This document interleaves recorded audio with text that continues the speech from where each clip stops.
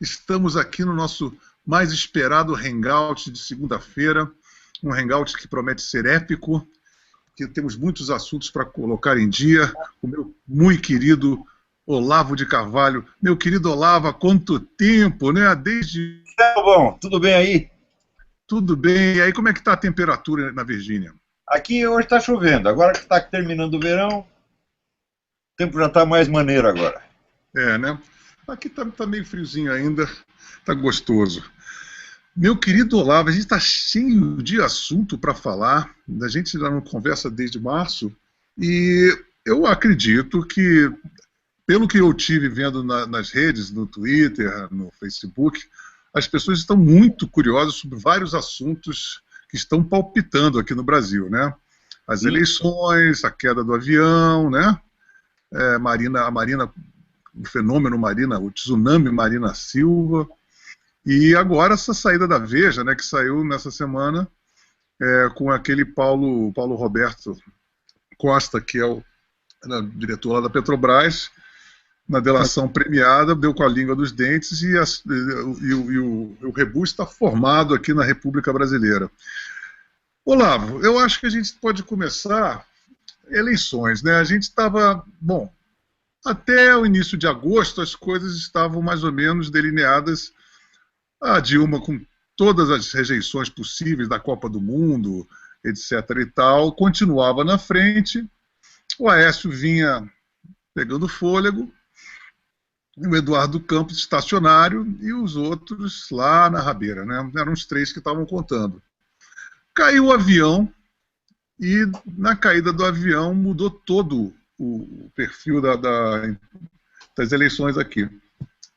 Agora, vamos começar pelo avião em si, né? O que você acha da queda do avião? O que está acontecendo? Não tem a caixa preta? Eu encontrei com um amigo meu que falou que geralmente esses políticos em aviões pequenininhos, eles fazem questão de desligar a caixa preta porque não querem registrar as suas conversas particulares, o que pode parecer alguma coisa viável. Mas, de uma forma ou de outra, essa coisa está muito esquisita, né, Olavo? Eu não tenho teoria nenhuma a respeito da queda do avião, porque eu não entendo coisíssima nenhuma de aviação. Mas muita coisa que eu ouvi aí, muita conjectura a respeito, sugerindo uma premeditação, me parece uma coisa bastante sensata. Né? Plausível, né? Plausível, claro. Mas olha, aí vamos ter que esperar para saber. Agora, eu acho que esse tipo de questão não adianta a gente ter pressa. Isso aí o tempo acaba trazendo para nós os fatos que nós precisamos. Nós temos que analisar a partir do fato consumado. Quer dizer, a situação que esse desastre criou. Né, que a situação já está criada aí. Dizer, Eu li hoje foi no Alerta. acaso, há uma situação estabelecida aí depois disso, né?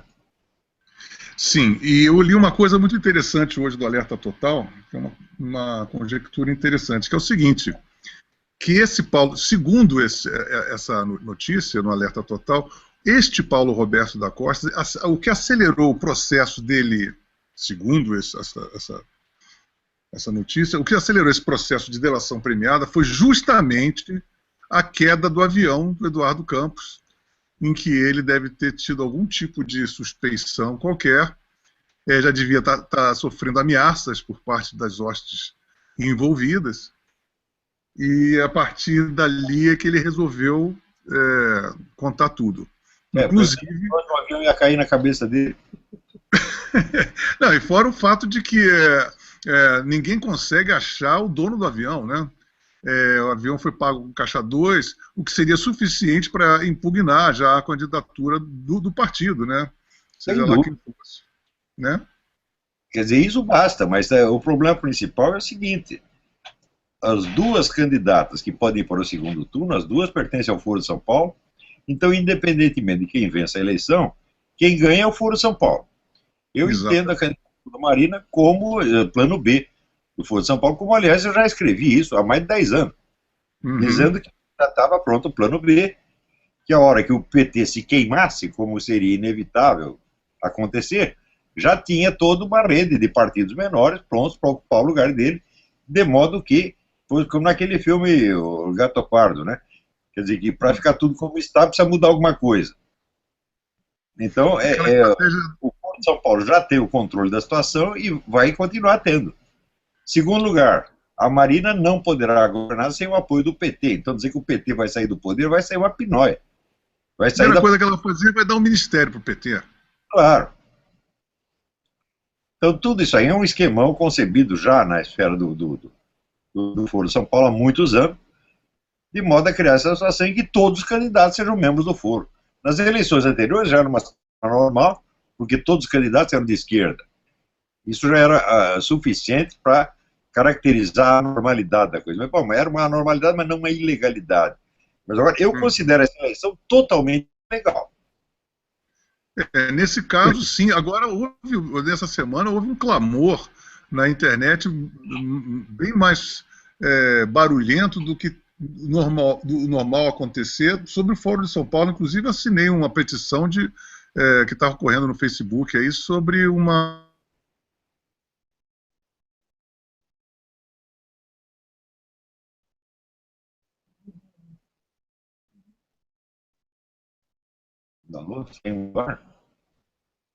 o dinheiro para Cuba, dinheiro para todos os países, para Venezuela, e está todo mundo naquele conchavo, um fazendo propaganda política do país do outro, está absolutamente configurado. O Felipe Moura Brasil fez na semana passada também todo um resumo sobre o Foro de São Paulo, que deixa absolutamente todas aquelas pessoas, o Cardozão, ministro da Justiça, um monte de gente do PT, todo mundo reunido no fórum, e eles mudam de mímica corporal, mudam de entonação, Artela Vitória sempre, ficam com aquela cara de revolucionário, não sei o que, quer dizer, é absolutamente incontestável hoje em dia, não dá mais para ficar dizendo que é teoria da conspiração, e nós temos essa realidade absolutamente sólida na nossa frente, né? E aí o que acontece é que não acontece nada, né?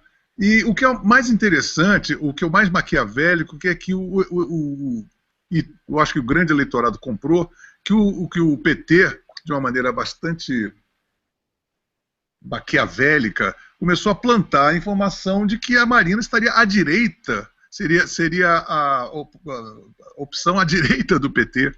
E as pessoas compraram, achando que com uma agenda esquizofrênica dela. Imagina só, ela é do MST, como é que ela vai pegar o agronegócio? Ela está pegando agendas que são completamente opostas. Ela vai acabar traindo uma dessas agendas, evidente, né? Olha, agendas e programas não interessam. Interessa, assim, compromissos que a pessoa tem. Quer dizer, qual é a quem que ela está ligada e a quem que ela tem que obedecer. Ela tem compromisso assinado ali nas Assembleias do Foro de São Paulo, e ela não vai poder dar para trás, ela vai ter que cumprir aquilo, porque senão toda a esquerda latino-americana ficará contra ela. Então, haja o que houver, é a vitória do Foro de São Paulo. Pior, essa é a técnica chamada ação afirmativa. Quer dizer, você quer implantar uma mudança legal, você já começa a agir como se aquela nova lei já estivesse em efeito. Quer dizer, você solapa a lei presente. Você vê, nem o PT, nem o PSB poderiam apresentar candidatos, porque tanto a Constituição quanto a lei eleitoral proíbem partidos que estejam ligados a entidades estrangeiras. E o Foro de São Paulo é, obviamente, uma entidade estrangeira, composto aí de representantes de 20 e tantos países, fundado pelo Fidel Castro, e cuja língua oficial é até o espanhol. Você vê que as atas têm mais em espanhol do que em português. A revista oficial deles circula em espanhol. Então, é claro que é uma entidade estrangeira. Então, os dois partidos são ilegais. Acontece que, para não criar crise e tal, o pessoal acaba acomodando e aceitando. Então, essa situação de ilegalidade, ela vai se prolongando, até que chega uma hora em que o ilegal vira legal. Isso é ação afirmativa. Eles estão fazendo isso com o país inteiro. Então, eu acho que isso é uma coisa absolutamente inaceitável. Então, não adianta me perguntar em quem que eu vou votar. Eu vou fazer o que eu puder para que essa eleição seja impugnada. E esses dois partidos sejam fechados. É isso que tem que fazer. Agora, tem uma defesa aí da Marina que é muito corriqueira na internet, que é bom você esclarecer, que é o seguinte: a gente diz, o PSB, assim, o PT do Foro de São Paulo, mas a Marina está hospedada no PSB e ela faz parte de um partido fantasma que não existe ainda, porque ela quer a rede, e que assim que ela tomar posse, ela vai sair do PSB e vai fundar essa tal dessa rede, seja lá como for. O que você tem a dizer para essas pessoas sobre esse tipo de possibilidade? É muito simples. Se ela não está comprometida com o Foro de São Paulo, ela que o denuncie agora e que prometa extingui-lo se ela for eleita presidente. Se ela fizer isso, até eu voto nela. Mas ela não vai fazer. Duvido que faça. Se fizer, que é uma possibilidade remotíssima, então ela prova que ela não está comprometida com essa coisa. Mas até lá, dizer, não, é só o meu partido, isso é desculpa, isso é desconversa. E o país não aguenta mais desconversa. Nós precisamos de alguém que fale o português claro. No caso dela é meio difícil, porque ela é sonhática, aquelas terminologias djavânicas, gilberto-gílicas, e você não entende absolutamente nada do que ela está falando. Agora, o que eu acho interessante, fora isso, é que ela está com banqueiros, ela está com uma equipe, tipo, segundo o PT, super neoliberal, mas, ao mesmo tempo, ela tem essa tradição, ela é da esquerda, ela é fã da Revolução Cubana, e eu não quero, eu queria saber como é que ela vai conjugar, como é que ela vai comungar essa agenda tão díspare, né, tão contraditória entre si. Isso é que eu estou vendo, e as pessoas acham que ela vai assumir e vai, com uma equipe de pessoas competentes e pragmáticas, como aí tem banqueiros, aquela coisa toda, está dando uma aura de que se realmente ela está se liberalizando. Eu, pessoalmente, não consigo acreditar nisso. A mesma aura que o Lula transmitia no tempo do governo militar. Porque você tinha o pessoal da esquerda velha, muitos deles comprometidos com a guerrilha, e você tinha depois a esquerda iluminada, aberta, né, aberta ao mercado, né, que era personificada pelo Lula. Mesma coisa, eles sempre fazem isso. Eles sempre delegam uma parte para representar, vamos dizer, a direita. Isso é pura desinformação. Quer dizer, você não adianta o sujeito dizer, mas eu tenho ali o Eduardo Janete da Fonseca, eu tenho o banqueiro. O banqueiro sempre tem por trás dessa gente, meu Deus do céu. Não faz nenhuma diferença, né? O banqueiro não existiria à esquerda. Eu estou lendo aquele livro que, inclusive, eu estava lendo 2 livros de crônicas que saíram agora do Diário do Comércio, né? E eu peguei aquele livro do Christopher Andrew, com o Mitrokin, né? O The Sword and the Shield, e eu estou no 2º volume, que agora, durante o mundo todo, sobre os arquivos da KGB. E eu tenho visto uma das coisas interessantes que ali tem, o que parece aquelas active measures, é que o serviço de inteligência da KGB é muito parecido com o que atua aqui. Eles têm uma excelente captação, né, de informação, mas devido ao puxa-saquismo interno e o medo de ser tido como um dissidente, eles acabavam encobertando várias informações porque tinham várias falhas da própria União Soviética, e isso levou ao colapso, né? Essa coisa do politicamente correto, o cara consegue informação, mas tem medo de informar para o Politburo e acaba fazendo uma maçaroca de informação. Eu vejo que acontece a mesma coisa aqui no Brasil, né? As pessoas ficam, ainda mais essa coisa de assassinato de reputação, as pessoas passam o tempo todo vigiadas da internet, de uma maneira mais truculenta até do que na época da ditadura militar, né? Esse pessoal da esquerda conseguiu esconder durante meio século a presença da KGB no Brasil. Agora que está começando a aparecer, com esses vídeos aí do Mauro Abrantes, que está traduzindo aquele material da Tchecoslováquia, e agora aparecem até os nomes. Os caras que eram agentes que estavam todos em altos postos do governo no tempo Goulart. Tá? No tempo do governo Goulart. Então, agora, da CIA, até hoje não mostraram o nome de um agente da CIA lotado no Brasil. Da KGB nós temos até os nomes. Quer dizer, por um lado você tem uma agência fantasma, né, que parece que estava onipresente em tudo quanto é lugar, mas você não tem nenhum agente. Do outro lado você tem uma agência que nem existia, mas que está cheia de agentes. Então, essa falta de 50 anos de história mostra com quem nós estamos lidando, pô. Aí você vê que eles fabricaram a paranoia antissemita transformada em ação do sionismo, aquela coisa antisionista para dizer que não é antissemita, o main adversary, que é os Estados Unidos, a paranoia do Stalin, né, de querer destruir os Estados Unidos de qualquer maneira, e eles construíram uma série de livros e documentos falsos em todas as partes do mundo. Então tem aquela coisa, naquela época, no início dos anos 60, estava havendo um cisma, né, da União Soviética com a China. Então nós temos os partidos aqui também foram rachados e muita desinformação ocorreu também do lado do governo chinês, né? Olha, eu nunca acreditei nesse conflito sino-soviético, nunca, porque as relações durante todo esse tempo era só provocação verbal, mas as relações comerciais e diplomáticas continuaram direitinho, eles continuaram atuando coordenadamente no exterior e assim por diante. Então, aí o Anatoly Golitsyn, no livro New Lies for Old, Novas Mentiras no Lugar das Velhas, ele já mostra isso aí, fala, não, eles vão tramar um conflito sino-soviético para enganar todo mundo. Vêm fazendo isso, quer dizer, apresentando divisões e dissidências falsas que eles mesmos criam. Isso é natural no movimento comunista, por quê? O movimento comunista pensa dialeticamente, eles aprenderam com Hegel. Você não pode jamais influenciar o sentido da história atuando de maneira linear. Você tem que ter pelo menos duas forças antagônicas que possam ou se unificar numa síntese ou que uma delas tenha que ser eliminada depois. E sempre agiram assim. Mas o pessoal do Ocidente, que tem outro tipo de formação, não entende, não consegue raciocinar como eles, não acompanha o raciocínio. E agora no Brasil está acontecendo a mesma coisa. Quer dizer, o pessoal pode julgar o candidato pelo seu programa alegado. Eu digo, mas o programa ele pode esquecer no dia seguinte. Os compromissos assinados é que ele não pode. Então não interessa saber o que o cara está prometendo, o que ele diz que vai fazer. Interessa o que ele já está fazendo e com quem ele já está aliado. No caso da Marina, está ligado com o Jorge Soros, que é, vamos dizer, o financiador de toda a Revolução Mundial.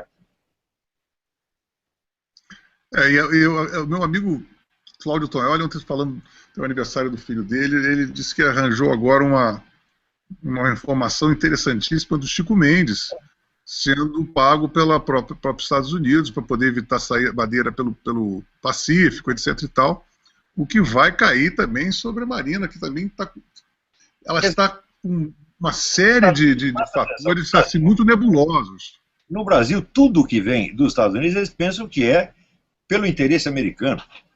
A Jorge Soros não é americano. Jorge Soros é o cara mais anti-americano que existe. Ele é o promotor da revolução anti-americana no mundo.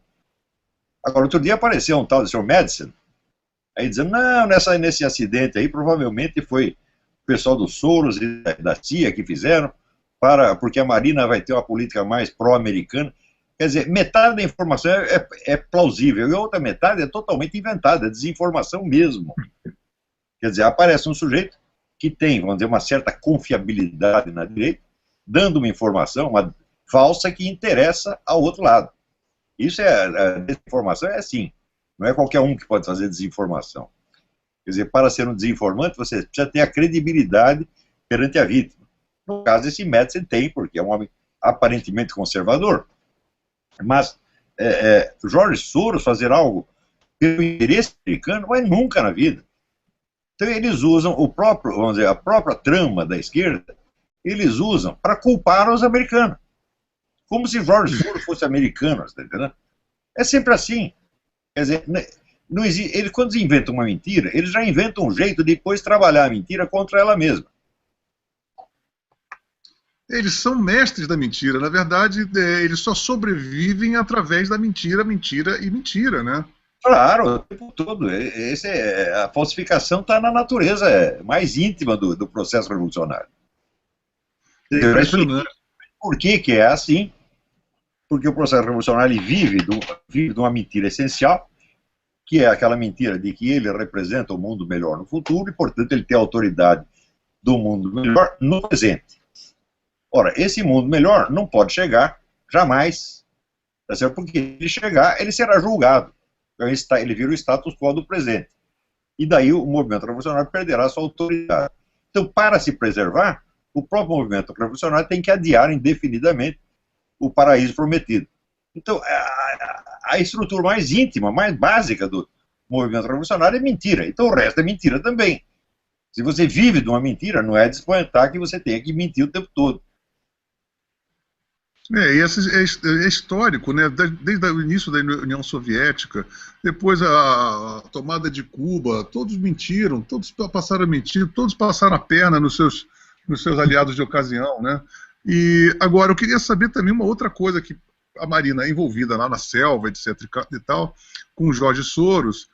É possível que a soberania da Amazônia ela esteja mais ainda milindrada, mais vulnerável, com a Marina representando interesses internacionais, e a soberania da Amazônia vai ficar mais cambaleante ainda, né, Olavo? Sim, mas desde que a esquerda subiu ao poder, quer dizer, a Amazônia está cada vez mais aberta para a influência estrangeira. Estão entregando frações inteiras do território para a administração estrangeira. Através de nações indígenas, né? Se eu dizer, você quer saber o que é entreguismo? Espera o PT chegar no poder. E o PT realizou exatamente isso. E a Marina vai realizar mais ainda. Porque a esquerda nacional, ela vive do esquema globalista. É o esquema globalista ocidental que a subsidia. São os Jorge Soros, Fundação Rockefeller, etc, etc. Então, evidentemente, eles podem vir até com um discurso nacionalista, mas o que eles vão fazer no poder é exatamente o contrário. O nacionalismo deles é apenas anti-americanismo, mas não é anti-globalismo. Eles são os mais globalistas de todos. É verdade. Agora nós vamos entrar numa outra etapa, que é justamente o saque da Petrobras, né? O chamado Petrolão, que estão chamando aqui, o mensalão da Petrobras, que ocorreu numa situação ridícula, porque ele estava sendo aplicado e desenvolvido justamente na época em que estava sendo julgado e descoberto o outro mensalão, nas nossas barbas, né, com o mesmo chassi, só que exponencialmente maior, com muito mais dinheiro envolvido, mas feito para pagar a base aliada no Congresso Nacional, a mesma balela. Você conseguiu dar uma olhada na Veja dessa semana? Sim, estou informado por alto da coisa. Porém, qualquer caso de corrupção que aconteça, não importando as suas dimensões, a mim não me espanta, porque esse pessoal da esquerda, do movimento revolucionário, eles não acreditam, eu acho que eles chamam a moral burguesa. Tá entendendo? Então, violar a moral burguesa, para eles é até uma obrigação. Então, roubar, corromper, tudo faz parte das ações deles. Tá entendendo? Corromper o sistema e denunciá-lo ao mesmo tempo. De modo que você me roubando e você acusa o sistema. Isso é normal, eles vão fazer isso sempre. Agora, eu acho incrível pessoas acreditarem, vamos dizer, terem acreditado na honestidade do PT, quando o PT, no tempo das CPIs, nos anos 90, aparecia como o partido da moralidade. Eu digo, vocês não sabem o que estão fazendo. O partido da ética, eu digo, mas que coisa mais absurda. Nunca um partido de esquerda revolucionária será um partido da ética. Ele vai ser sempre um partido de ladrões. De que você acha que viveram os partidos comunistas? Viveram de assalto a banco, viveram de grandes fraudes internacionais, viveram de alianças com esses globalistas que sempre os favoreceram. Quer dizer, é só roubalheiro por todo quanto é lado. Sempre foi assim. Quer dizer, corromper o sistema capitalista faz parte das obrigações deles. Por isso que eles se sentem heróis também, né? Por isso que o cara está lá na papuda e estão com aquela pinta de se achando os reis da cocada preta, né? Quanto mais roubam, mais santos se acham. Isso faz parte da natureza. Agora, quem está errado é quem confia neles. Quem aceita de novo a promessa. Não, agora nós temos aqui uma esquerdista mais moderada. Eu digo, mas não interessa. Mas o nível de moderação, de radicalismo, é uma coisa meramente quantitativa. Tá entendendo? O que interessa é saber qual é a aliança, qual é o esquema no qual o sujeito está. E a Marina está no mesmo esquema da Dilma, é a Folha de São Paulo. Então nem precisa discutir mais. Então é a eleição do Foro de São Paulo. É a oficialização do Foro de São Paulo como governo brasileiro. E é uma vergonha, né? Ao Foro de São Paulo são partidos ilegais. Então vamos dizer, a institucionalização da ilegalidade. Eu fico muito alarmado com as pessoas chegam para a gente com a maior cara de pau dizendo, não, mas a Marina dá para você segurar, dá para você, se a gente botar uma equipe legal nela, dá para segurar. Eu acho uma ingenuidade isso. Não tinha lá, não chegou a convidar o Jorge Gerdau para o ministério, botou o Guilherme Afif Domingos lá, está cheio de liberais, e daí? Ela usa essas pessoas. Assim como vão usar o Eduardo Neta Fonseca e quando for necessário jogam fora. Quer dizer, é só mais um liberal que é engolido pelo esquema esquerdista. E você, por acaso, você chegou a ler a declaração do Gilberto Carvalho, que ele falou? Não? Foi o seguinte, ele disse que enquanto tivesse sistema eleitoral, vai ter a Caixa 2, todos são corruptos, infelizmente o Brasil é assim, até haver uma reforma substancial do sistema eleitoral, nós vamos ter todos os partidos, sem exceção, praticando a corrupção, isso num tom de absoluta... O sujeito faz a roubalheira e ele mesmo culpa o sistema. Isso, olha, o modelo de ladrão aqui nos Estados Unidos, o sujeito assaltou um supermercado e depois processou o supermercado porque disse que ele ficou muito estressado durante o assalto. É o que esse cara está fazendo. Escorregou. É engraçado que as pessoas acabam engolindo, né? As pessoas acabam assim, realmente, poxa, é absurdo o sistema. E as pessoas acabam esquecendo que não é só eles estão arrombando com o sistema, eles acabaram com a Petrobras, né? Eles implodiram uma empresa que era das mais lucrativas do mundo, agora é a empresa que mais deve no mundo. Destruir todas as estruturas e montar as deles, conforme o seu interesse. Agora, dos eleitores que vão votar agora, quantos se lembram como começou o Lula? A imagem que se vendia do Lula era... A carta aos brasileiros, né? A carta aos brasileiros é exatamente isso, né? Eles apostam no esquecimento, você está entendendo? E ganham. Lulinha, paz e amor. O brasileiro não sabe de coisa nenhuma, entendeu? Então, sempre que você apostar no esquecimento, apostar na estupidez brasileira, você vai ganhar. E você vê que o Lula não dá entrevista a jornalista há mais de um ano, desde a época do escândalo da Rose, né, da Rose Gate. Ele não dá entrevista, ele tá... E as pessoas acham isso... Ninguém se incomoda com essa... Agora, como eles apoiaram tudo, energia, né? Não tem que se preocupar com nada, tá entendendo? Quando chega lá no STF, né? Não dá nada para eles, sempre vai amaciar para eles. Agora, também tem uma outra coisa que está acontecendo que está muito me ressabiando, que é a tal da Lei 8243, né?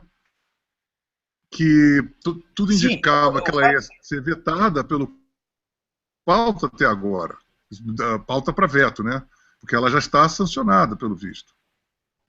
Então esse é o problema, você está fazendo uma eleição e ao mesmo tempo você está querendo mudar o sistema. Então, se a Marina for eleita, ela vai governar o sistema. No sistema presente ou no sistema que essa lei vai inaugurar? Então você está votando no incógnito. Né?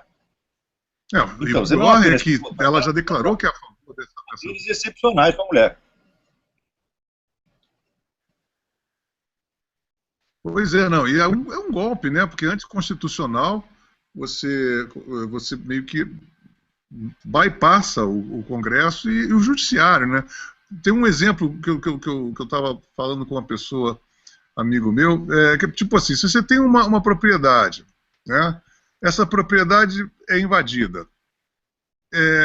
Aí você vai querer ir para a Justiça, não vai haver o Judiciário. Primeiro presente que vai haver um coletivo, que é provavelmente do movimento do sem-teto, que vai julgar a sua causa e depois vai mandar para o Judiciário. Quer dizer, acabou para a gente, né? Você vai estar à mercê do comitê soviético, né? Os sovietes, né? Então, eles vão mudando o sistema, fazendo de conta que continua tudo igual, entendeu? fazendo de conta que são mudanças apenas parciais, mas não são. São mudanças estruturais, eles já mudaram o sistema.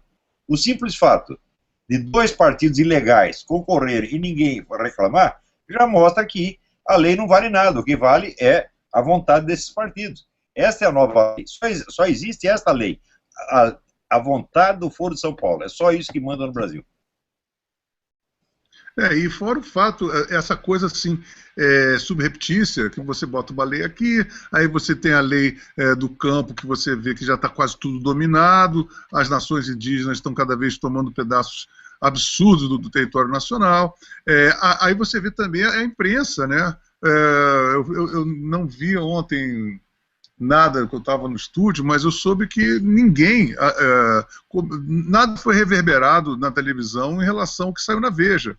Quer dizer, no Fantástico não deu nada, pelo que eu vi na Globo News não deu nada. As pessoas, o grande público fica absolutamente sem acesso a esse tipo de informação, que também faz parte desse tipo de ações afirmativas, né? Pois é, o espírito da ação afirmativa é fazer com que o ilegal se torne legal por decurso de prazo. Você pratica aquilo, coloca aquilo em prática, o pessoal às vezes é mal informado, não sabe nem mesmo que é ilegal, vai aceitando. Agora, o problema são as pessoas mais esclarecidas que não estão reagindo, está entendendo? Ou então que perdem o seu tempo aí com doutrinas liberais, essa pataquada toda, né, dando ouvidos ao Ron Paul, né? Quer dizer, tudo isso aí é perfumaria. O que interessa não são doutrinas. Não é você perguntar, mas que Brasil nós queremos? Qual é o modelo de Brasil? Só interessa uma coisa, se livrar do Foro de São Paulo, pô. Quer dizer, essa é uma prioridade número 1, né? Prioridade número 1. O resto a gente decide. Enquanto perdeu a soberania, né? Claro. Claro, quer dizer, se você não tirar esse câncer, não adianta você ficar cuidando sabe, das unhas, né? Levar o cara na manicure, levar no barbeiro, não adianta. Tudo isso aí é perfumaria. Agora, você tem uma parte da direita que é constituída de pessoas exatamente assim, pessoas que gostam de discutir ideias. Não é isso? E o modelo econômico. O modelo econômico, concebendo o modelo econômico, concebendo a nova Constituição. Né? E as pessoas, como sempre, acabam trabalhando para a esquerda, porra. Isso é que nada, ou são cooptadas pela esquerda. Isso é que está me dando mais agonia, porque eu sinceramente digo uma coisa, Olavo, eu nunca fui PSDB, mas o fato do Aécio, no início do mês de agosto, ter dado aquela deslanchada, eu pensei assim, bom, eu consideraria até me consideraria vitorioso se o Aécio nos der pelo menos 4 anos de respiro do Foro de São Paulo para a gente poder se reorganizar, né, porque daria um tempo para a gente pensar e repensar o que fazer da vida, né? E de repente dá essa reviravolta toda e eu vejo as pessoas falando da Marina como se fosse uma novidade, pô, a Marina é a nova política, aquela coisa toda. Isso é uma coisa estarrecedora, né? Mas é claro que a Marina é apenas o plano B do Foro de São Paulo. Vendo a ascensão do Aécio Neves e vendo a queda vertiginosa da Dilma, o pessoal do Foro de São Paulo se reuniu e falou, nós temos que arrumar alguém para botar no lugar da Dilma. Pronto, apareceu essa Marina. Claro que ainda é o Foro de São Paulo, sempre. Né? Não precisa ser... E aí a morte do Eduardo Campos fica cada vez mais sombria, né? Mais esquisita, porque parece que caiu do céu. Pois é, mesmo. Um acidente, foi um acidente muito bem aproveitado. É isso? Devendo que o Eduardo Campos deslanchar, tira o cara do caminho, põe alguém lá que possa servir de emblema para uma nova esquerda, etc. E foi o que fizeram. Então tudo isso está muito claro, sabe? O Brasil se tornou um país altamente previsível. A única coisa que não é previsível no Brasil, para mim, é o seguinte, são as Forças Armadas. Por quê? Eu perdi o contato com os militares brasileiros há 10 anos. Eu não sei o que eles estão pensando ou deixando de pensar. E eles são a grande incógnita, né, numa hora dessa. O que eles vão fazer ou deixar de fazer? Eu não tenho a menor ideia. Eu também. Eu, não tenho, eu vejo alguns militares indignados, mas também é aquela coisa, né, Olavo? Para entrar numa roubada dessas, eles vão pagar de vilões. É, eu acho, inclusive, que tá aí, essa coisa de vilões, dos militares de vilões, talvez a única coisa positiva do PT no poder foi o próprio desgaste que eles se auto-impingiram para a esquerda toda, mostrando que eles não são essa Brastemp toda para o grande público, que eles são truculentos, são ladrões, corruptos, são esquizofrênicos, etc. e tal. Então, talvez a única benesse que a gente possa se valer de um período do PT no poder é justamente deles mesmos terem se desgastado de uma forma indelével, né? Agora, quanto às Forças Armadas entrarem de operações mesmo, eu não sei se isso seria positivo de alguma forma, né? O que você acha? Olha, tudo isso poderia ter sido evitado e deveria ter sido evitado. Por quê? No ano de 2000, quando eles fundaram o Foro São Paulo, já estava evidente tudo que iam fazer em seguida. Quando chegou em 2004, 2005, já estavam fazendo. E tudo isso, vamos dizer, não foi por falta de aviso. Eu escrevi centenas de artigos, fiz dezenas de conferências, expliquei tudo antecipadamente o que os caras iam fazer. Tudo baseado não em adivinhação, mas nos documentos deles mesmos. Quer dizer, uma coisa é o programa eleitoral que eles apresentam para o povo, outra coisa é o programa interno que eles discutem. É esse que interessa. Tá certo? Então, tudo que eles estão fazendo já está programado no Foro de São Paulo há mais de 20 anos. Então, veja, seria preciso ter agido em 2004. Quer dizer, o Foro de São Paulo foi fundado em 1990. Quer dizer, já está com 24 anos, 24, vai para 25, um quarto de século. Será que é muito difícil? E ainda está numa situação extraoficial em termos de imprensa, porque a imprensa ainda é relutante em falar. Só pouquíssimas pessoas na imprensa falam, né, sobre o Foro de São Paulo, que é um absurdo, né? Sim, mas quem seguia pelo fato popular é um cretino, evidentemente. Você vê, quando eu era mais jovem, a gente sabia que qualquer intelectual, qualquer estudioso, jamais iria se pautar pela mídia popular, se ia direto nas fontes. Hoje em dia, não. Até uma vez eu tive uma discussão lá com os coronéis no Clube Militar do Rio de Janeiro. Você leu tal livro a respeito? Não. Você leu tal outro? Não. Você leu tal outro? Não. O que você lê? Jornal. Ah, então vai a merda, pô. Hein? Quer dizer, jornal é propaganda, jornal é pro povão. Mídia popular é mídia popular, não é fonte que pessoas sérias devam levar em conta. Se nós temos os documentos originais do Foro de São Paulo, para quê? Que me interessa? Ah, não saiu no Globo. Quer dizer, o Globo agora é o Vaticano. Né? E se não saiu no Globo, não agora existe. Você podia É isso. Olá, você podia repetir para as pessoas que querem, inclusive, dar uma olhada nas atas do Foro de São Paulo, elas estão disponíveis aonde? Para as pessoas saberem. Sem máscara, desde quando? Quando que nós publicamos isso?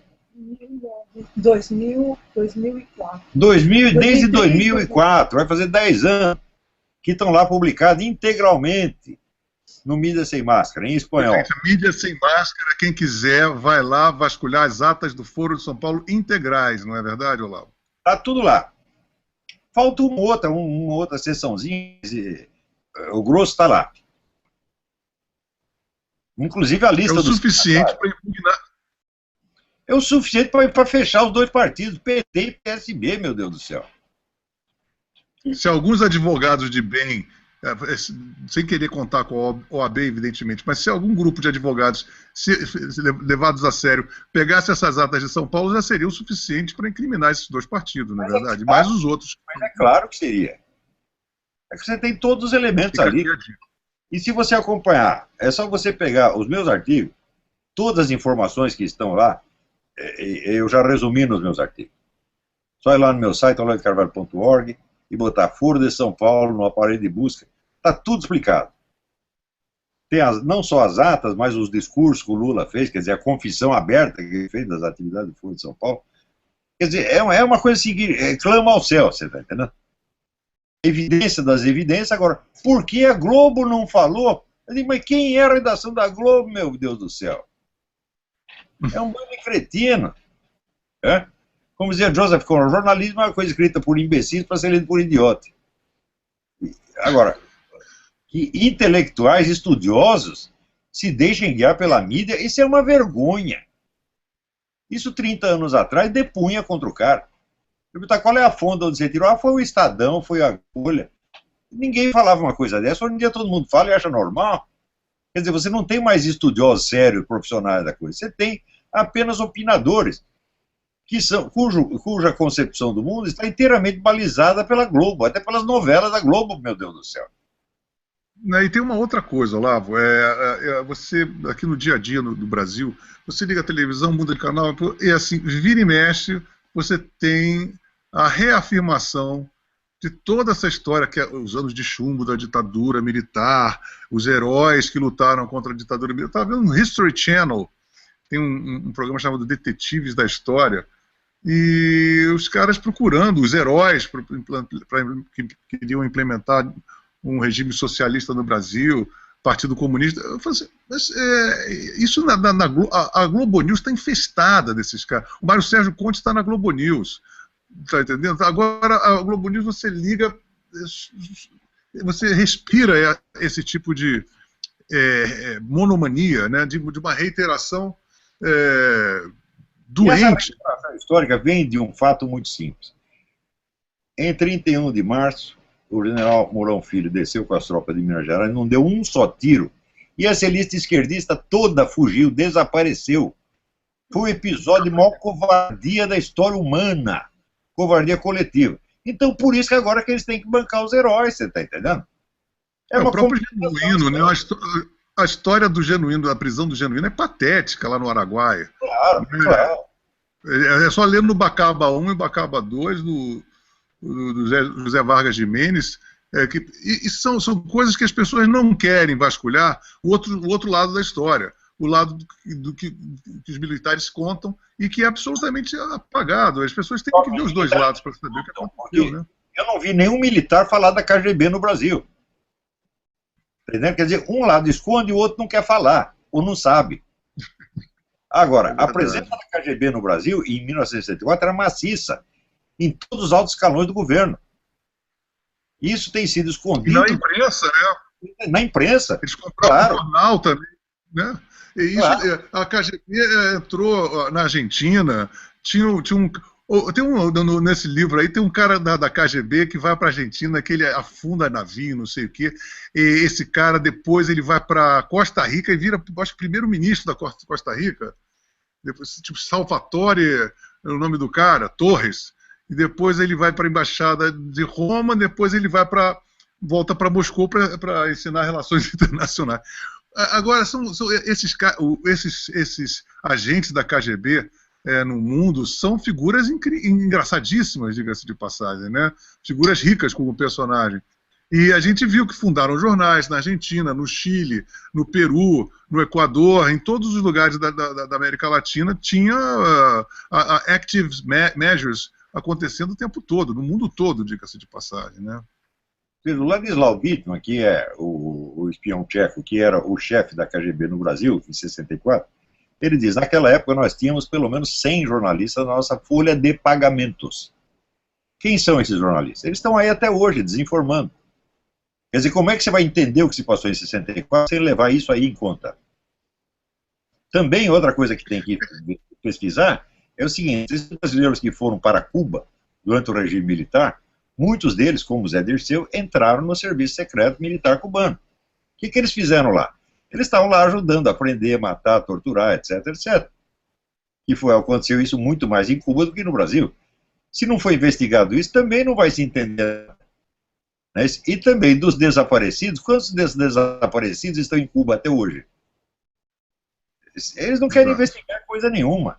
Eles querem repetir aqueles slogans de propaganda de sempre. E sempre os beneficia. Então ninguém está interessado. O que dá mais raiva, e o que dá raiva é esses caras ficarem sempre traumatizadíssimos com a ditadura militar, ao mesmo tempo doando dinheiro para Cuba, posando do lado do Fidel Castro.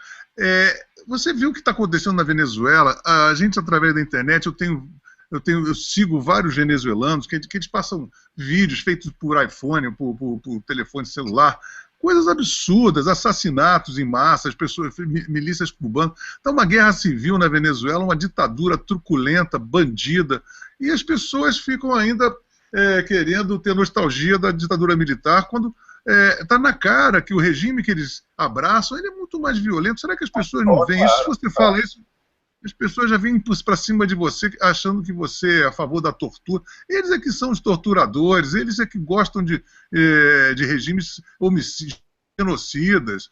Isso tem que ser defenestrado de maneira categórica. A gente não pode ter medo desses caras e de ficar calado porque esse tabu da ditadura militar, esses caras são salafrários. Esses caras ficam com medidas assimétricas. Eles podem torturar, eles podem matar 500 mil pessoas e ainda acusam você de ser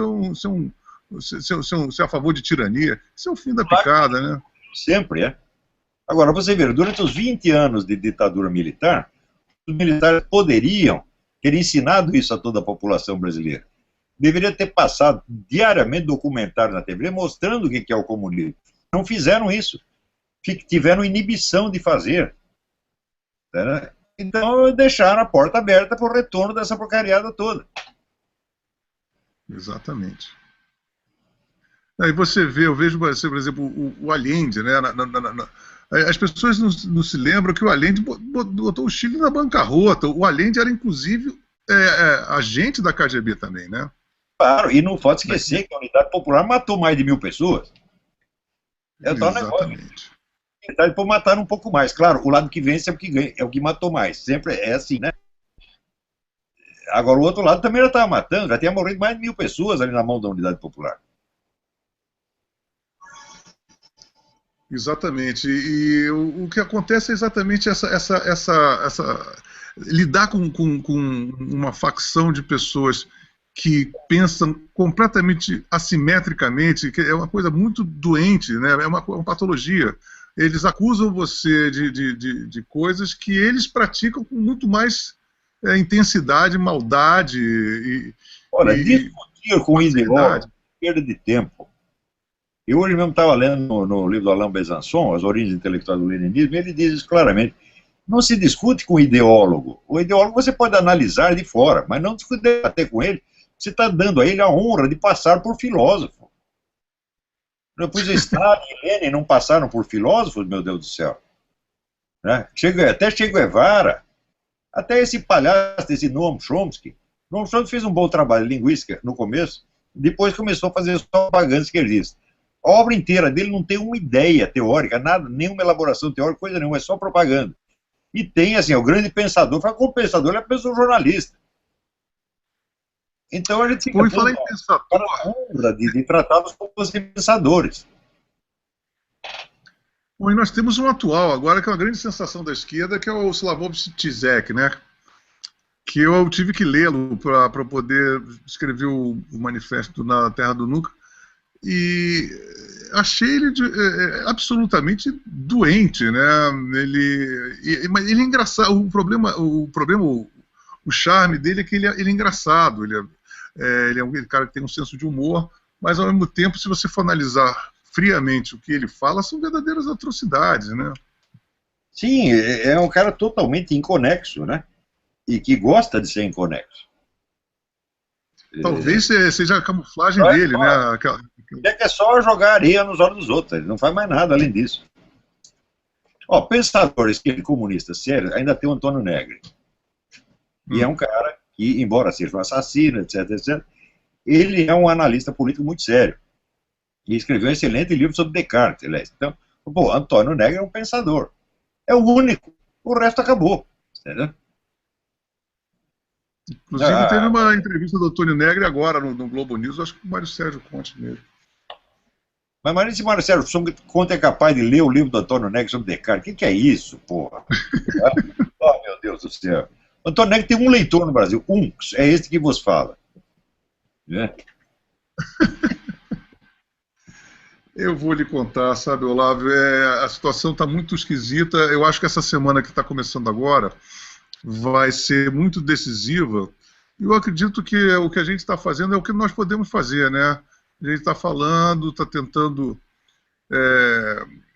informar as pessoas, e vamos ver se isso vai fazer algum efeito, né?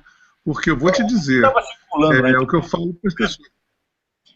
que se dizia assinado por não sei quantos oficiais das Forças Armadas, exigindo a retirada imediata da Dilma da presidência. E diz que esse documento foi protocolado no Ministério Público. Eu não sei se é autêntico ou se não é. Se não é autêntico, o sujeito que fez isso é louco. Porque você não vai fazer uma Olha, eu vou te dizer, botando o nome de eu vou quatro te confessar uma coisa. oficiais. Eu recebi um e-mail de, acho 4 mil, né, generais de patente da ativa. Um contingente absurdo Agora, esse mistério aqui é uma coisa que nos deixa muito aflitos, porque ficam vazando algumas informações, mas nada de concreto aparece. Mas me parece que o pessoal das Forças Armadas, eles estão muito incomodados, né? A situação deles é muito humilhante, né? A posição que eles foram forçados a tomar. Olha, eu acho bem possível que esse documento seja autêntico. E se fizeram isso, falam, olha, é perfeitamente compreensível que tenham feito. Agora tem uma outra teoria que diz o seguinte, eles estão equipando a Força Nacional, né, seria a SS lá do Lula, eles têm as Farc, tem o MST e tem o exército venezuelano e cubano, né, estão prontos, foram 11 mil cubanos que entraram na Venezuela, milícias cubanas. Quer dizer, o Fórum de São Paulo, ele, nesse exato momento, ele já pode ter uma ação já no nível militar também, né, Olavo? Sim, sim, sim. Isso é plausível, né? Quer dizer, eu não acredito que esse pessoal todo reunido fosse capaz de enfrentar as Forças Armadas brasileiras, que são muito bem treinadas, são por profissionais, gente muito séria, mas seria uma carnificina. Agora, se 10 ou 15 anos atrás tivessem prendido esses vagabundos, a coisa seria feita sem derramamento de sangue. Tinha todos os elementos para isso. A hora que se apareceu a documentação do 2005, quando o Lula fez o seu discurso no 15º aniversário por São Paulo, já era para prender o neguinho imediatamente. Teria sido possível fazer isso sem grande violência, sem derramamento de sangue, mas agora, se houver uma intervenção militar, de certo haverá uma reação estrangeira. Eu também acho. O exército de São Paulo vai querer invadir o Brasil. E daí será o fim da esquerda, evidentemente. Mas vai custar muito caro, muita gente vai morrer. Então, eu acho que tudo isso é, vamos dizer, da imprevidência e, sobretudo, desta arrogância brasileira de querer julgar as coisas sem saber. Quer dizer, eu não foi por falta de aviso, olha aí, Graça Salgueiro, Reinaldo Azevedo, sobretudo o Zé Carlos Graça Vai. Se o José Carlos Graça Vai foi o primeiro que falou do Foro de São Paulo, e isso desgraçou a vida dele. Ele deu a entrevista em 1993 para o Diário das Américas, logo em seguida começou a perseguição que acabou com a carreira dele. Então, todos eles nós estamos alertando, esclarecendo há muito tempo, e em tempo de que houvesse uma ação decisiva e não sangrenta, tá entendendo? Mas agora, se houver essa ação militar, vai ser o que vem em seguida, não é brincadeira, não. Pode rolar uma guerra civil, né? Porque o MST já está treinado pelas Farc, tem as Farc, tem o exército cubano, que também é um exército bastante possante, né? Dizem que o venezuelano também é um exército bem armado, e estão todos ali à disposição, né? E, então, se houver um encontro, vai ser não é uma guerra civil, é uma guerra mesmo. É uma guerra internacional. É uma guerra mesmo. Não uma guerra civil. Uma guerra entre exércitos. Né? Exatamente. Aí a coisa vai ser muito feia.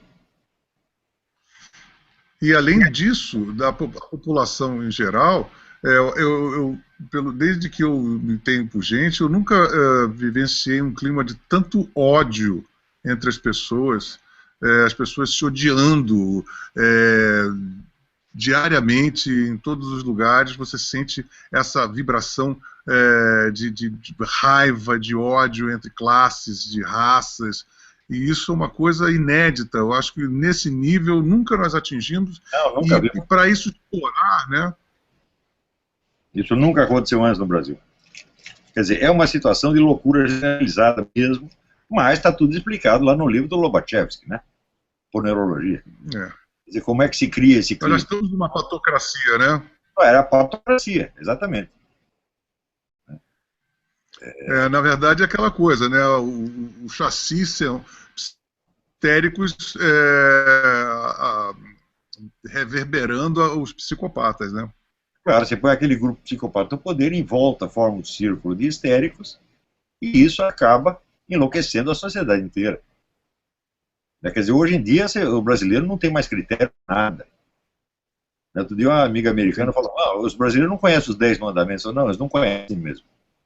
E o que conheciam, esqueceram. Eles não têm mais por onde se pautar. Quer dizer, o que eles entendem por moral, ética. Olha, outro dia eu vi uma gravação, apareceu um traveco profissional, dizendo assim, olha, ficam os homens me mandando aí uns e-mails eróticos. Isso é uma falta de vergonha, isso é uma imoralidade, porque, olha, esse negócio de putaria, para mim, custa muito dinheiro. Você faz favor, me respeitem. Então, era um sentimento moral, você está entendendo? Baseado no interesse, mas para ela aquilo é a moral. Então, a cabeça do brasileiro, nesse momento, é isso. Quer dizer, aquilo que fere o seu interesse, você considera imoral. Cada um está julgando assim. É verdade, então, é verdade. É uma situação muito triste e cada vez... porque pega mal você fazer, inclusive você falar sobre honra, inclusive é uma coisa muito demodê essa palavra. Se o discurso da Marina, da Lula, do Lula, ou da Dilma, que diferença tem com o discurso desse traveco? É a mesma coisa. É o ladrão indignado, você está entendendo? Ladrão indignado é bom. Não, eles são todos indignados, cada um puxando a brasa para sua sardinha, cada um achando que seu interesse é válido de uma forma ou de outra, e cada vez exponencialmente a gente vai entrando num buraco escuro e sem fundo, que eu fico percebendo assim, bom, a saída vai ser o aeroporto, né?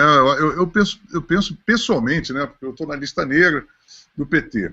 Se eles voltarem, tanto o PT quanto a Marina, eu vou ter muito poucas possibilidades de continuar aqui. Eu e várias pessoas, porque... Em 2003, quer dizer, vai fazer 11 anos, eu espalhei a seguinte ideia. Vamos pegar um grupo de intelectuais, pessoas altamente capacitadas, vamos sair todas do Brasil e pedir asilo coletivo nos Estados Unidos. E daí nós criamos um foco de resistência nos Estados Unidos, a partir dessas pessoas. Ninguém quis tocar. Então, o pessoal vai sair do Brasil, mas uma coisa é você sair do Brasil só para você salvar o seu traseiro. Outra coisa é sair para você ter uma condição melhor de luta. Como dizia Lenin, as revoluções se fazem do exterior. Então, eu depois de vir para cá, a minha ação se tornou muito mais eficaz do que antes. Então, as pessoas poderiam ter saído para agir em favor do Brasil, mas elas vão acabar saindo só para salvar o traseiro. Né? Quando não houver mais nada... ainda. Fica aí o convite, porque eu acho que agora também as alternativas são cada vez menores, né, Olavo? Pois é. Aqui você não tem muito mais o que fazer. Né? Você tem que organizar um partido. Como que a gente vai organizar um partido? Todo sendo massacrado pela internet, pela imprensa. O futuro nos reserva, qualquer que seja o caso, é essa guerra latino-americana. Isso vai acontecer mais dia, menos dia. Não precisa ser agora, pode ser depois, mas não há outro caminho, outro curso que as coisas possam tomar. Eu também eu sinto isso. O conflito armado é meio que inevitável, né? Os ódios estão aí, as impossibilidades estão aí agora, né? Os lados estão com os dados na mesa e não tem como você ter negociação agora, né? Previdência, preguiça, pessoal que não quis agir enquanto era possível, né? Então, assim, quando está querendo uma tragédia, quando está querendo ir para o buraco, agora não tem quem segure, sabe? E o Brasil entrou nessa, o Brasil quer se destruir. Isso é muito sério. É uma pena, porque poderia ser um país maravilhoso, tinha tudo para isso, Mas, vamos dizer, é a profecia do Georges Bernanos, que era um grande escritor francês, morou muito tempo no Brasil, amava o Brasil. Ele dizia: o Brasil é um país maravilhoso, mas infelizmente destinado a ter a mais sangrenta das revoluções. Rapaz, que loucura isso. Vai ser uma guerra, e não é uma guerra civil, é uma guerra entre exércitos. Isso provavelmente vai acontecer. Está tudo configurado mesmo, Olavo. Nós mesmos, a gente aqui fica falando, a conversa se afunila justamente para esse vetor. Não tem, como diria meu pai, não há 25 maneiras de se resolver esse problema, né? Agora, o negócio das pessoas não quererem me ouvir. Porque eu partia do seguinte princípio: falar, olha, o cu é deles, né? Eu que estou querendo salvá-lo e eles que me estão oferecendo. Então, se o sujeito quer se ferrar, eu não tenho força para segurá-los, tá entendendo? Então, eu nunca fico ofendido, mas eu fico entristecido de ver oportunidades perdidas, né? É aquele verso do Manuel Bandeira, que é o verso mais triste da literatura universal, que é a vida inteira que poderia ter sido e que não foi, e esse é o resumo da história do Brasil. Eu acho o seguinte, que nós temos agora observar o que vai acontecer nesse transcorrer de período agora até as eleições, e se uma dessas duas ganharem, eu acho que a coisa realmente vai para a cucuia, porque eu acho que a única maneira de se arrefecer é essa possibilidade. A vitória tudo indica que sim. Então, assim, o PSDB não me parece do Brasil, ou uma guerra latino-americana. Se o Foro ganhar, como tem chance. Inicialmente, o PSDB era esta ala mais moderada da esquerda, que para ser usada como degrau para a ascensão da outra esquerda. Mas ele já foi usado e já foi jogado fora. Agora é a Marina. E você sabe de uma coisa, Olavo? O Fernando Henrique declarou agora na semana, a Cristiana Lobo falou na Globo News que ela teve com o Fernando Henrique, e ele, em plena campanha do PSDB, disse que a terceira via que ele estava aplaudindo era a Marina Silva. Quer dizer, aí o Zé Serra, tá entendendo? Aí o Fernando Henrique aplaude a Marina Silva. Não existe terceira via. Terceira via é o Jorge Soros, que é a mesma esquerda internacional. O cara fala isso com um candidato do PSDB na rua, né? Aí você tem o José Serra já que está já palavrando um ministério com a Marina. Aqui... Outras vezes, quando ele diz para o Lula, você sabe que esse lugar aqui é seu. Ele sempre abriu as portas para o PT, e essa é a função histórica dele. É impressionante, é impressionante. E como é a característica do PSDB, essa desunião, né? Você tem aqui em São Paulo o Alckmin ganhando mais de 50% do primeiro turno e não puxa voto para o Aécio. Então os caciques do PSDB, eles não têm uma liga, né? Uma coisa impressionante. Esse pessoal está tudo... Veja, só quem sabe o que está fazendo é a turma do Foro de São Paulo. Esses têm um plano, têm uma estratégia. Em volta disso tem um monte de mosquitinho voando para tudo quanto é lá, tudo perdido. E eu tentando aqui mapear o terreno, explicar para eles o que está acontecendo, mas não querem, porque eles ficam enciumadinhos, você está entendendo? Então não dá. Quer dizer, uma hora dessas o filho ainda está com frescura, ainda está com ciumeira. Eu falo, então você vai se ferrar mesmo, não posso fazer nada. Eu só espero, Olavo, que isso está acontecendo de uma forma ou de outra. Você mesmo viu que você aí fora está conseguindo juntar um monte de pessoas que estão com um interesse redobrado do que você está falando. Isso está crescendo. Essa indignação com o Foro de São Paulo, ela, por incrível que pareça, ela está ganhando uma dimensão enorme na internet, nas redes sociais. Todo mundo fala, independente desse assunto ainda ser quase que sigiloso na imprensa oficial. Alguns avanços a gente tem que admitir que sim, então não sei se são suficientes para que a gente consiga botar a engrenagem para funcionar, né? Mas eu não tenho nenhum projeto político. O que eu prometi fazer foi criar uma nova geração de intelectuais. Isso eu estou fazendo. Intelectuais mais saudáveis, mais honestos do que esses que estão aí. Agora, até isso ter um efeito político, eu digo, pode demorar 30, 40, 50 anos ou não ter efeito político também. Mas a minha parte eu fiz. É como você está fazendo a sua parte, a Graça Salgueiro fez a parte dela, o Reinaldo Azevedo, tantos estão fazendo. Agora, nós não somos mágicos, né? Se não houver, vamos dizer, liderança da parte ou empresarial, ou militar, ou da elite política, capaz de ouvir o que a gente está falando, aprender, ser humilde para aprender e agir de uma maneira racional, então está tudo perdido, né? E tem esse cacuete de que a qualquer coisa as pessoas se candidatam. Você já falou isso e eu reitero isso. Nós temos posições diferentes. Você é um intelectual, você é um filósofo, eu sou um músico. Ninguém quer ser político, não temos cacuete para isso. Tem que ter uma vocação específica para isso, né? Não temos conexão, não tem um partido por trás, não tem movimento, não tem coisa nenhuma. Nós somos apenas indivíduos que estão dando sua opinião. Né? Mas nós fizemos a nossa parte. É verdade. E vamos continuar fazendo, é o que nos resta. Eu não quero abandonar isso, porque é o que nos motiva, né, a gente continuar. Eu não consigo ficar calado com esse tipo de... É uma coisa muito aviltante, e a gente percebe isso quando a gente tem essas informações. Você sentir que você está sendo regido por uma corja internacional, isso é uma coisa muito humilhante, né? Uma humilhação constante que... Não dá para você deitar a cabeça no travesseiro e vai ser um barulho, é um barulhão, né? As pessoas têm que entender que esse barulho é uma coisa que afeta cada cidadão brasileiro, a nossa honra, né? A nossa autonomia, a nossa soberania.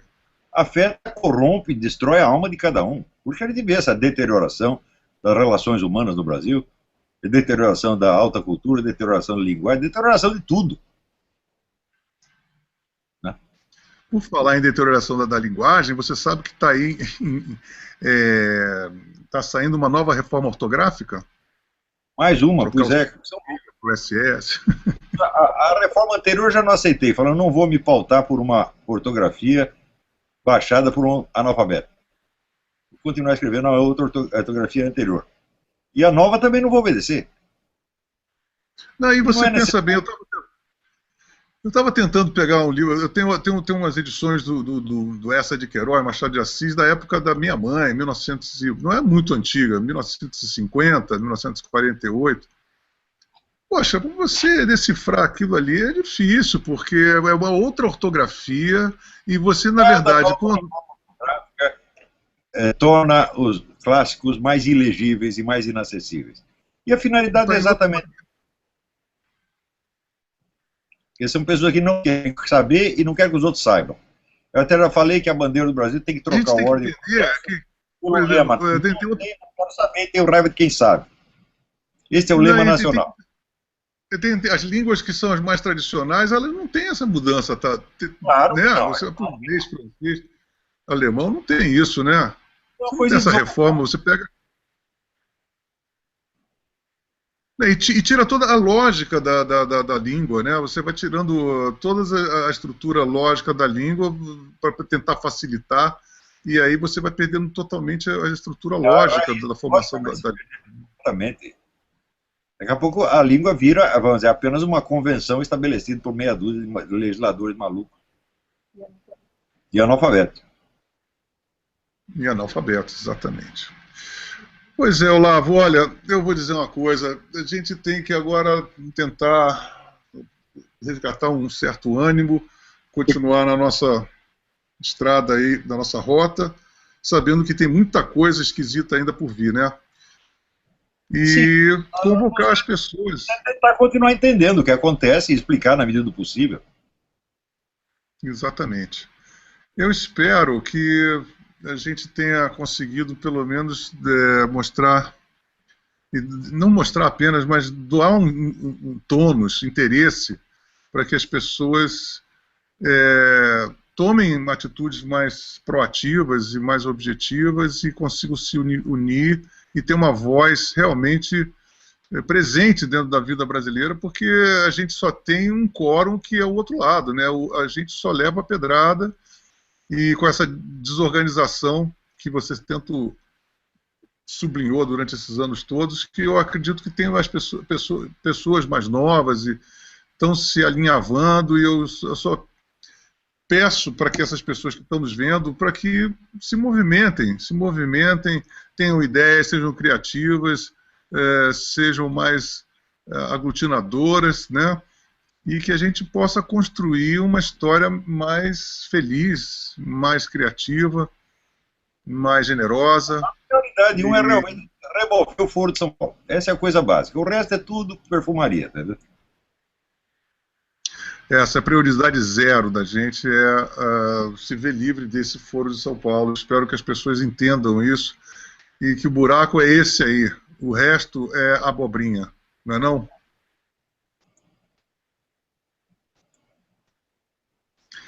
Pois é, meu querido Olavo, eu acho que foi chegada a nossa hora, foi um papo muito importante. Eu vou encontrar você. Boa sorte aí, fica com Deus. Agradece a todo o pessoal que colaborou aí, tá bom? Tá falado, Olavo, foi um prazer, mais uma vez, uma alegria muito grande falar com você. Espero te rever em breve. Manda um beijo para toda a sua família, para o seu netinho que está aí. Tá bom? Tá bom. E a gente se fala em breve. Um forte abraço, meu amigo. Até mais.